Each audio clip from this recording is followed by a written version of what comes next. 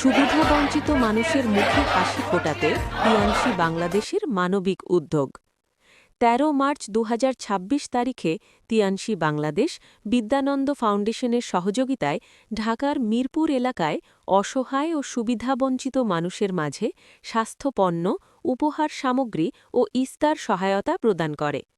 এই উদ্যোগের মাধ্যমে অন্তত ১,০০০ জন মানুষের ইফতারের জন্য সহায়তা দেওয়া হয়। অনুষ্ঠানে উপস্থিত ছিলেন তিয়ানসি বাংলাদেশ কোম্পানি লিমিটেডের ব্যবস্থাপনা পরিচালক মি. ফ্র্যাঙ্ক ফে, যিনি নিজ হাতে উপহার ও ত্রাণ সামগ্রী বিতরণ করেন।